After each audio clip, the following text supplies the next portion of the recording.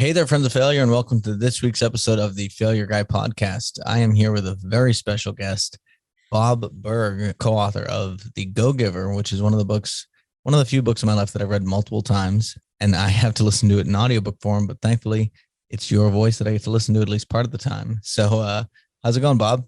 Going great, Ben. Thank you so much for having me. Yes, it's a pleasure. So since it's a failure podcast, what I like to do at the beginning is have the guest pump themselves up and inflate their ego before we deflate it. And you've got plenty of things to brag about. And so even if you don't typically brag, I'd like you to do a shameless self-promotion or humble brag, whatever you want to call it, where you can say all the cool things you've done so people know kind of the stakes we're talking about when we talk about the more difficult times. I don't know. I mean, I've had successes and I've had failures. I mean, I think like everybody else in life. So yeah, I've been fortunate to accomplish some pretty good things, but I've been around a long time and I've had a lot of chances too. So what kind of things have you accomplished? yeah, probably the thing I'm best known for is I've co-authored a book series with John David Mann, the main book being The Go-Giver, which has sold about 1,100,000 copies. So it's had some success, and I've had a fairly successful speaking career over 30 years. So a lot of adventures along the way and a lot of failures. That's awesome. So during that time, is there a specific moment that stands out when you felt the best or when you felt like you most made it? Or is it always the thing where like you're kind of not feeling like you made it and there's always more things to do? Yeah, I mean, there's a sense of accomplishment when you hit something that you feel is worthwhile. So, and you can feel good about that. But I mean, I think you go on to the next. I think most of us, I think it's human nature that when we do hit something significant, we take a moment and feel good about it, and we appreciate it. We have gratitude for it. But then you move on to the next thing. And your co-author is John David Mann. Is that the name, right? Yeah, brilliant writer. He, I think you said you knew before other people knew that he was a fantastic storyteller. Oh, well, the people in the people who knew him all knew he was fantastic. I mean, you got to him early, and so you got to like benefit from the fact that not everybody in the world knew. And then, right, exactly. Now people do know, but I'm amazed. How did that? I know a little bit about how it happened, but I'm sure the listeners don't know much. How did you two team up, and how did you become such a good like symbiotic relationship of writing? It seems like it'd be not an easy thing to jump into. John was the editor-in-chief of a magazine I used to write a monthly column for. And so he always did such a great job editing it, but he was always very humble when he did it. And, he'd always send me back little notes saying, I made this correction here, I moved this here, I took this out, is that okay? Which, an editor doesn't really have to do. So it was very nice of him to do that. But, the running joke was I would always write him back saying, John, not only is it okay, you write my stuff better than I write my stuff. And again, although at the time he wasn't as well known, because now, he's the co-author with a number of people on a number of New York Times best-selling books. He's the co-author of choice for any publisher or agent who has somebody, a celebrity, a big business person, somebody who, has a book inside them, but they need a writer, right? And, John's that guy they go to now. So he's very well known now. But back then, few people other than his circle of influence really knew. But, again, I was very fortunate. I was one of them who did. So he was the only one I wanted to, I brought this idea of the idea that I had regarding the Go-Giver, but it wasn't very finely developed in any way. And fortunately he said yes to it, so that's really how it worked. Do you remember what the original pitch was? What your original idea was that you came to him with? Yeah, well, I mean, I'd had a book called Endless Referrals years and years ago. And so it was basically about how entrepreneurs and business people could build the kinds of relationships in their communities that would cause people to want to do business with them directly and refer them to others. The basic premise was that all things being equal, people will do business with and refer business to those people they know, like, and trust. So it was sort of that idea of taking the how-to, because it was a how-to book, and putting it into a business parable, because I'd always enjoyed reading parables. I always felt, stories make a great, seem to connect on a much deeper level with people. And so, yeah, so that was pretty much it. So I had a very basic idea of some of the characters, again, just very not developed, but just there. And so we actually, when I told him about this, and he was actually very busy at the time, but he and his well, at that time, his fiance Anna, now his wife. Mhm. In fact, they just wrote a great book together called "The Go-Giver Marriage" that the two of them just wrote together. But they took a drive. They were visiting her mom in outside of Tampa, and they took about a 4-hour drive to come to Jupiter, where I live. And we had about a 3-hour dinner at a restaurant, and we just discussed the idea of the book. Kind of what we saw it as being and so forth. And even then he took a few weeks to decide. And finally he called and said, Anna and I have been talking about this, and it seems like a good idea. Let's do this. So, yeah. I mean, what you're saying though, the parable thing is I pointed over at the greatest salesman in the world to my right here on the back, because that was the first business parable I ever read. Me too. Yeah. I'm still stuck on some of the scrolls. I haven't even finished it because I'm not going past it until I do the thing. But I haven't spent enough time doing the things because I move on. My ADHD brings me to different books, but I like that method because it kind of bypasses a lot of the need for factual, scientific, whatever rigor, but still, if you base it on principles that are true and verifiable, then the story aspect can just make it stick a lot better in the listener's head. And like, a lot of people have said it, and you've said it on another podcast, but about how, facts tell and stories sell. But I think, story. Well, so what John and I say about that is that that's the saying. Yeah. Facts tell, stories sell. We like to say that stories connect. Oh, that's nice. And it's once the connection's made, now the selling can take place. Mm-hmm. So we don't know whether or not a story actually does. Like so-sos could, but I think what it really does is stories connect on a more of a heart-to-heart level, a deeper level than just the facts. And I think when I hear that, I don't think of sell as in like sales. I think of more like as in get buy-in from your own brain on whether or not this thing can stick and has lasting power is how I. Well, that is sale. I mean, if you're communicating an idea to someone that you want to take them to take action on, that's selling. That's true. Yeah. And I think what happens is, most of the world has a kind of a negative, there's for most of the world, there's a negative connotation when it comes to the word sell or selling.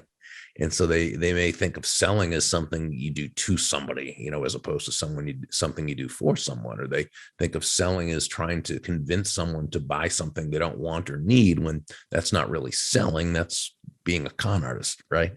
So I think if we were going to define selling, and we define it as, discovering what that other person needs, wants, or desires, and helping them to get it, now we can look at the word selling in a different context, and we can feel good about it. Yeah, I think there's an author, Phil M. Jones. I don't know if you've heard of him. Phil's a great friend of mine. Oh, well, that's awesome, because I love the way he put it in that Audible workshop one. I think it's only available on Audible, but he says it's earning the right to make a recommendation. And so like, it's beautiful. Knowing enough about them so that you can give them something that's actually valuable to them. Exactly. And if you can't do that, you shouldn't be trying to sell them the thing. Yeah. And I thought that was a great way of viewing it, because I've had that same negative association with sales. My shields go up pretty quickly. Being from Boston originally, I don't.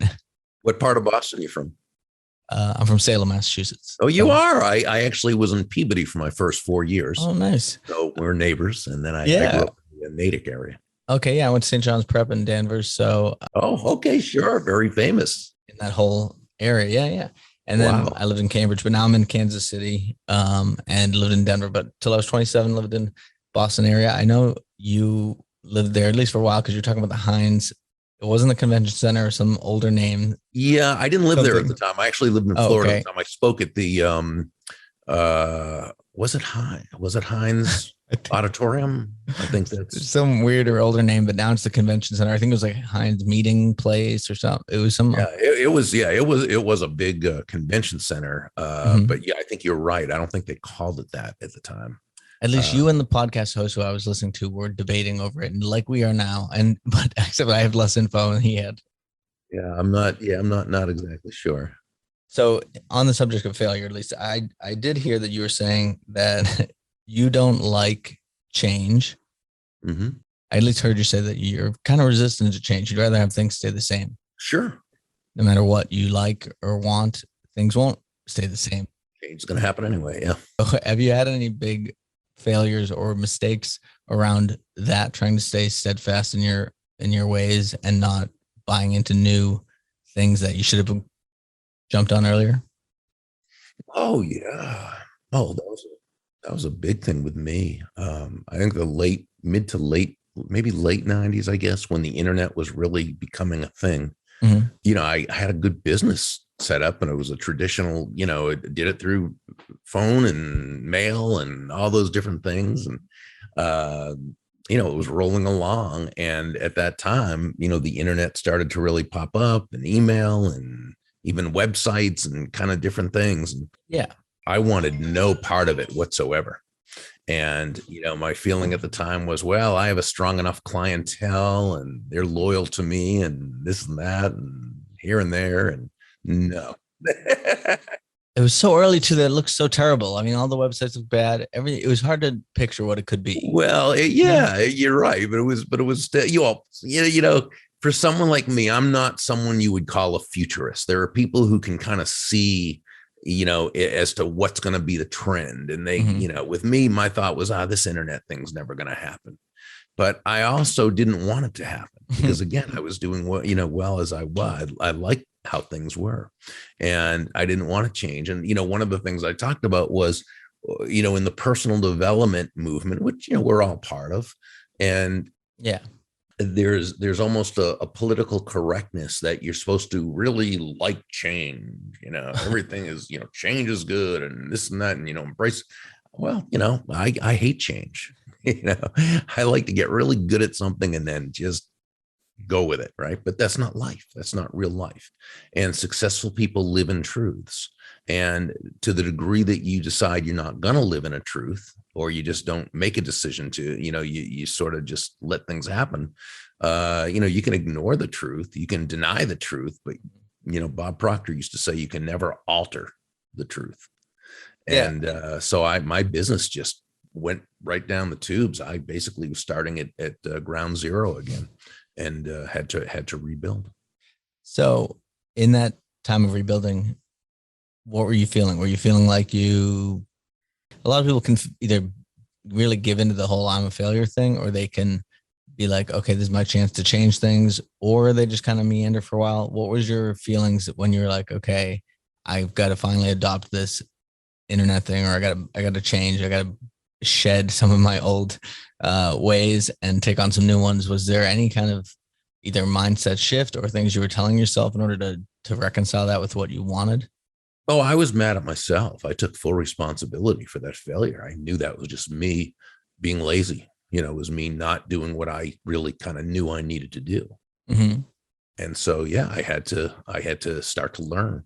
And, it's not that I ever became an expert with technology or the internet, but I started surrounding myself more with people and bringing on people who could do that kind of thing. People who like change and are comfortable with it? Well, people who like technology. Okay. And they could help me navigate it. So, I have a pretty big presence on social media. Much of our business now is through the internet and technology and all these things. And, again, it's not that I would know how to code any of that stuff, but I can use it, Yeah. So that's the thing. So I had to take a weakness and turn it into a strength, because I ended up knowing that was going to be a truth. It wasn't something that could be avoided. Yeah. Cause you said successful people live in truths, and that means they don't lie to themselves about the reality of their situation. Is that right? Exactly. Yes. Okay. But how do you know if you're seeing the truth? Well, I don't know if we ever really know for sure. It's a great question. I think what we can do is try to take all the facts around us, or what appears to be facts to us, and consider them and weigh them, and look at what makes sense based on history and what makes sense based on the present, and so forth. And then you make the best decision you can. Annie Duke wrote a couple of great books. The poker player who turned into author who Mhm. writes really non-poker player type of stuff, right? Yeah, yeah, but it's all based on making decisions, which of course in poker you're Yeah, always doing, right? And I'm not a poker player. Blackjack's my only game. I am. So I didn't read any of the stuff she did afterwards. Okay, so her books are fascinating. Well, I have to, is what I mean. Is like I've heard a lot of good things, but I mainly know her as the poker player because I Yeah, used to play a lot. yeah. So Um, Thinking in Bets was her first book, and then I think How to Make Decisions was her second. I can't remember. I've read both of them. She has another one coming out, I think, again soon. But those first two were great. But basically, what she was saying is, you can never be 100% certain of anything. What you can do is go about the decision making process in the best way possible, mhm. so that you put the odds as much in your favor as you possibly can. Then what's going to happen is going to happen, but at least if you make the right decisions based on the information that you can put together, now you've created that benevolent context for success. Whenever I was playing poker, if I in that moment made the right decision, but then whatever bad luck came about and screwed me. Cards, you still got to get the right cards, sure. Yeah. But as long, I felt good as long as I made the right decision Exactly. in that moment. And I think that's all probably we can do as business owners or as people who are trying to figure out what's going to happen with the future. It's funny because I used to do a lot of financial planning and forward looking forecasting 5-year business plans. It's like, I'm not a psychic. I'm from Right. Salem. I'm used to paying people to lie to me. How much do you want to pay me to lie to you? Because I can tell you, I don't know what the future is, and you're also going to have to go do this. I'm not even the one doing the selling. Right. You know, I just put the numbers. I can say mathematically, here's what it'll be like. But it's interesting that we can kind of trick ourselves that once something's in like a fancy spreadsheet, that then it's kind of more reality than it was before, even though not much has changed in the real world about it. Mm-hmm. Mm-hmm. But to go back to the Go Giver, because I feel like if I don't let the listeners know the core pieces of it and have you let them know, I feel like it would be a disservice because it's counterintuitive for sure, but it's been one of the most impactful things in my life, at least in terms of a way of thinking. And I don't, like I said, I don't read books. My ADHD makes it hard for me to read a physical book. So I'll usually listen to the audiobook, buy the physical book, give that to someone who reads physical books and say, hey, this is a great book. I read it. Don't look at the creases and lack thereof or whatever. But this is something you should read because I know I can help them out. But so I've listened to it a few times, but can you just give us a quick summary of what you think is the most important components of it? Because it's all about not thinking about what you can get out of a situation. Even when you're giving, you're not thinking about what you can get from the act of giving, right? It's more about just showing up to make sure that you're trying to provide as much of yourself in service of others as you can. And then that kind of just comes back around to you because who doesn't want to help somebody who's helped them out, you know? Yeah, I'd say the basic premise of the book is that shifting your focus. I think that's where it really all begins. Mm-hmm. Shifting your focus from getting to giving. And when we say giving in this context, we simply mean constantly and consistently providing immense value to others. Understanding that, as you alluded to, that doing so is not only a more pleasant way, a more fulfilling way of conducting business, it's actually the most financially profitable way as well. And, not for any woo-woo, way out there, magical, mystical type of reasons. It actually makes very rational sense when you think about it. Mm-hmm. And again, I think you began to say this, that when you're that person who can take your focus off yourself and instead place it on serving others, right? Discovering their needs, their wants, their desires, helping to solve their problems, being focused on helping bring them closer to happiness, people feel good about you. They feel great about you, right? They want to get to know you. They like you. They trust you. They want to be in relationship with you. They want to do business with you, if that makes sense for them. But they definitely want to tell others about you and be what we call your personal walking ambassador. So it actually makes, very logical sense. Yeah. That would be a way to do business. And people say, well, but isn't that kind of strange? I mean, you're focusing on others. Isn't that a bit unrealistic? Isn't that naive? Well, you think about it, and I say this whenever I speak at sales conferences. Nobody's going to buy from you because you have a quota. to meet. Yeah. Right? They're not going to buy from you because you need the money or you'd like the sale to happen, or even because you're a really nice person. They're going to buy from you only because they believe they'll be better off by doing so than by not doing so. And when you think about it, that's the only reason why anybody should buy from you or from me or from anyone else. So this is great news for that entrepreneur or salesperson who really does care about making that other person's life better through their product or service. It's also why John David Mann and I say that money is simply an echo of value, right? Money is an echo of value. It's the thunder, if you will, to values lightning, which really just means that the focus needs to be on the value you're giving. Okay. That's where the focus is. The money you receive is a very natural result of the value you've provided.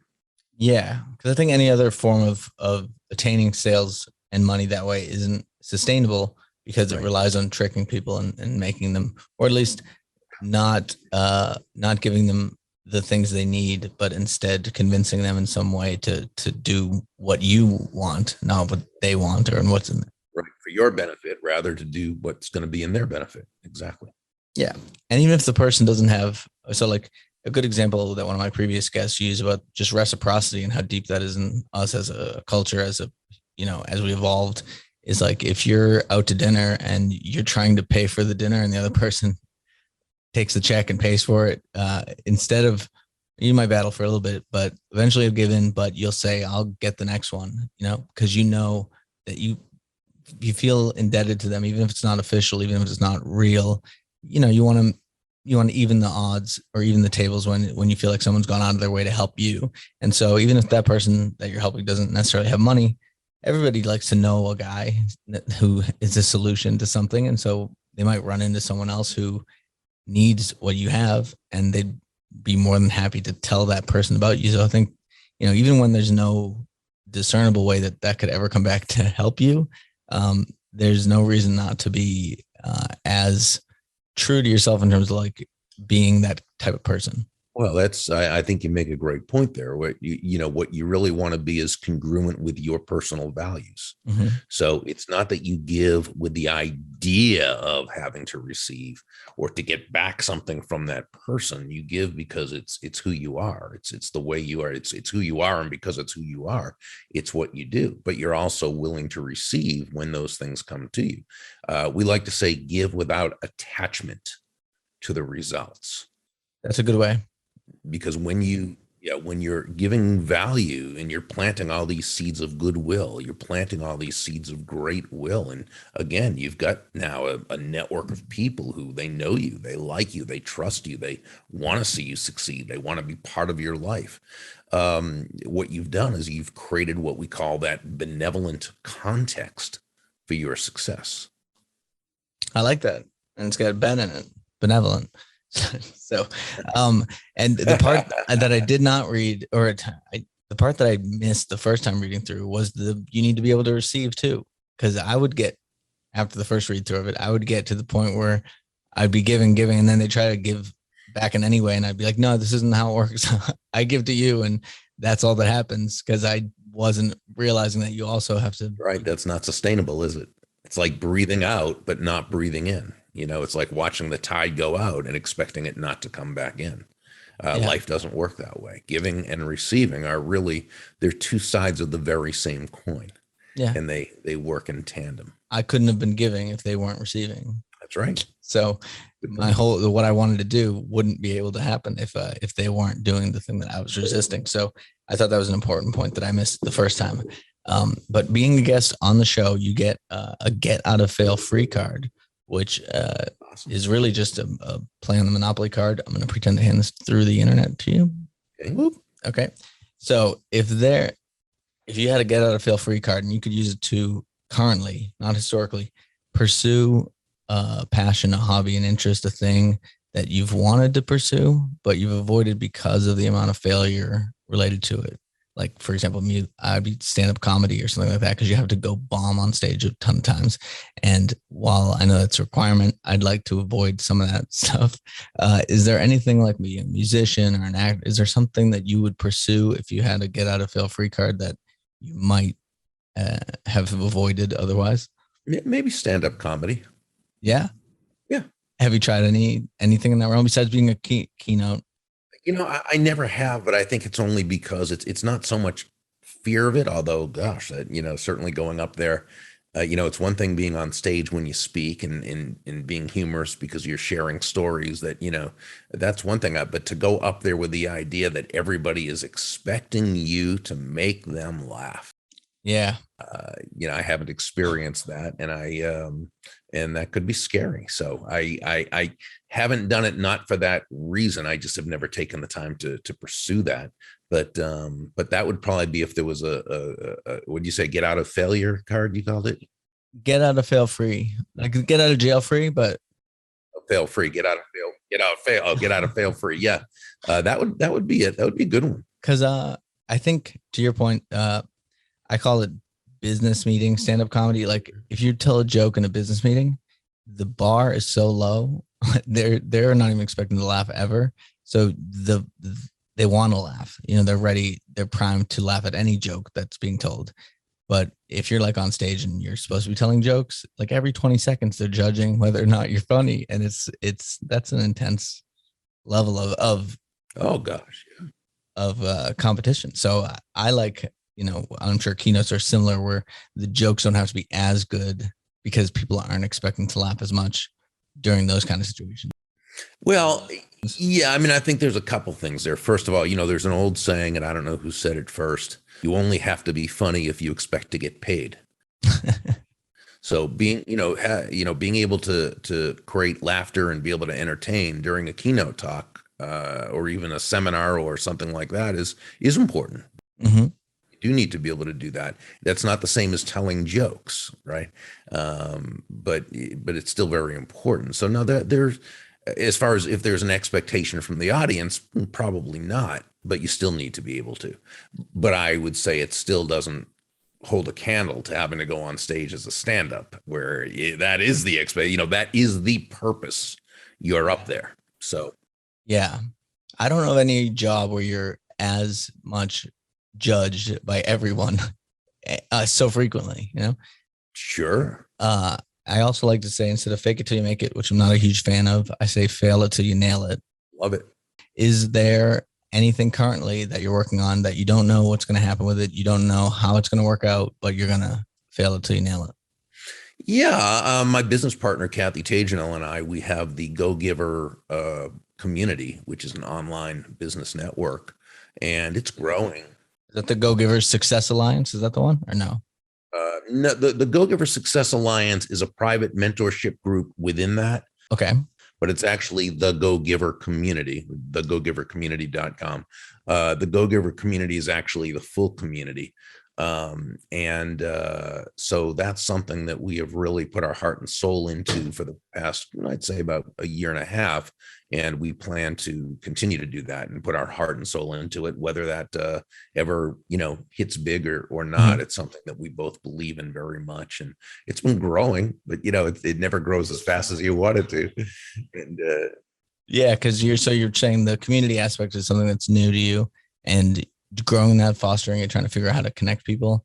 Yeah, well, you're always working on your messaging, and you're always, you're always looking at what hits and what doesn't. The market will always tell you, but sometimes mm-hmm. you got to be able to figure out which variable it is and so forth. So it's been a lot of fun so far, but we certainly would love to see it 10 times bigger than it is right now. So again, you never do know. We believe it's going to be a huge success, but you don't know until you know. Well, I hope it does really well. So is there anything else on failure or the concept of it, or anything about what we've talked about before you want to get to where people can find you and connect with you? Yeah. I don't know if my friends, Richard Fenton and Andrea Waltz, they wrote a great book called Go for No. Right. And the title is Go for No. The subtitle is Yes is the destination. No is how you get there. which is basically the premise of everything they teach. And I I've always loved that. I love yours and I love theirs. And because I think anytime you decide to reframe failure, or you reframe the word no, or you reframe any other kind of thing that could be discouraging, Mm-hmm. and you take it and make it into a positive, it doesn't mean you want to fail. It doesn't mean you want to hear no, but it means that when you do, because of teachers like you and people like Richard and Andrea, it means we can deal with it now in a much more practical way, in a much more effective way. Yeah. I mean, do you think it's possible to be successful without failure or mistakes, or Not to a, you can't be success. I don't think you can be successful to a large extent without having experienced failures. Failures. Yeah. I think getting a little bit more comfortable with it can help all of us. Yeah. Well, here's what I think it is. And I say this in sale, when I speak with sales organizations, with the leadership, and that is that, it's not hearing the word no that drives most salespeople who could be great salespeople. It's not hearing no that drives them out of business and causes them to quit too early. Mm-hmm. It's that they think they're the only ones hearing the word no. Mm-hmm. And that everybody else is walking across the stage with these great awards and all these, and has the trophies on the wall, the things on the wall, that, they just, it came easy for them. Well, no, of course it didn't. They got tons of no's, right? Mm-hmm. And with you, when you talk about failure, and they think, well, it's not having a failure that causes a person to quit business. Okay. It's thinking they're the only ones that had a failure. And especially in the social media age and everything else, where everyone's just putting all the good stuff out there. Oh, it's amplified even more. Absolutely.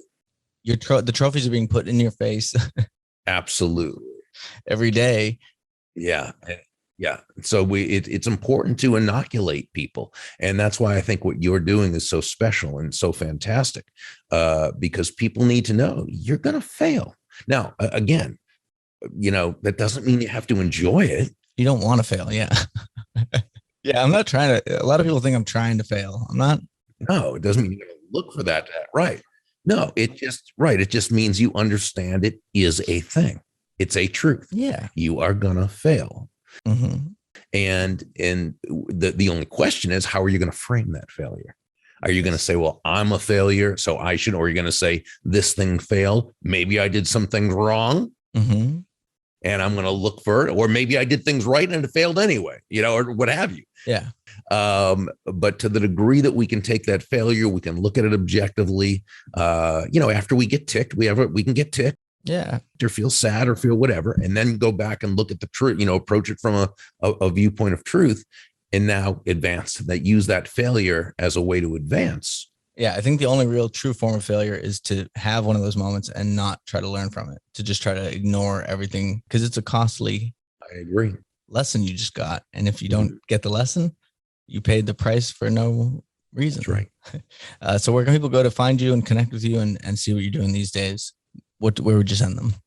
Yeah, they could go to either Burg, BURG.com, or they could go to the Go Giver without the hyphen, the Go Giver Community. Mm-hmm. So not the GoGiver.com, but the Go Giver Community.com, and take a look at that.